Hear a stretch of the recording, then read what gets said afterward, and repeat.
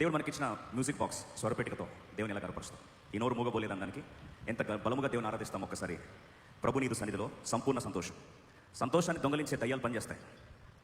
ఖచ్చితంగా నువ్వు దేవుని మందిలో సంతోషం ఉన్నప్పుడు దయ్యానికి ఇష్టం ఉండదు. సాతానికి నీ సంతోషాన్ని ఏం చేస్తాడు? దొంగలిస్తాడు, అల్లరు తీసుకొస్తాడు. అప్పుడే దయ్యం దొరుకుతుంది. కొందరిలో సమాధానాన్ని మొత్తం అంతా ఏం చేస్తుంది? పాడు చేస్తూ ఉంటాడు. ఈ టైంలో కొంత ఎట్లా తిరుగుతారంటే అటు ఇటు తిరుగుతూ ఉంటారు. మరి ఏంటో మరి ఎంత అర్జెంట్గా తిరాల్సి వస్తుంది. యోబు దగ్గరికి, యోబు విషయంలో యేసు ప్రభు దేవుని దగ్గరికి దయ్యం వచ్చాడంట. అపవాది వస్తే అపవాది గురించి ఇంట్రడక్షన్ ఇచ్చాడు. వాడు అటు గట్టి చెప్పండి ఇటు తిరిగేవాడంట. మనం కొన్నిసార్లు వాని పిల్లలాగా అవుతాం. అబ్బా తండ్రికి ఆరాధిస్తాం, మళ్ళీ వాళ్ళ అటు ఇటు తిరుగుతూ ఉంటాం. కాబట్టి గంభీర సమయంలో ఉన్న don't mess with God's presence. మీకు నచ్చలేదా? దేవుని మంత్రాన్ని ఎగతాళి ఉందా? లేచి వెళ్ళిపోండి. కానీ ఇక్కడ కూర్చొని అటు ఇటు తిరగడాలు, టైంపాస్ చేయడాలు, don't mess with God's presence. దేవుని గంభీరం సమయం. అందుకొరకు యాకోబు అంటాడు, ఇది దేవుని గవిని అని భయపడ్డాడు. Where is honour for God's presence? దేవుని సన్నిధికి భయం ఎక్కడా?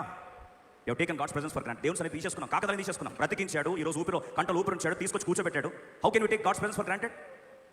Don't mess it. దయచేసి అలా చేయొద్దని మనం చేస్తున్నాం. దేవుని సన్నిధి గుర్తించి భయముతో ఇది పరలోకపు గవిని భయపడ్డాడు. ఆ గౌరవంతో దేవుని కనపరుస్తాం. సాకులు చెప్పకుండా, నాన్ సెన్స్ లేకుండా దేవుని కనపరిచి దేవుని ఆరాధించే ప్రయత్నం చేస్తాం.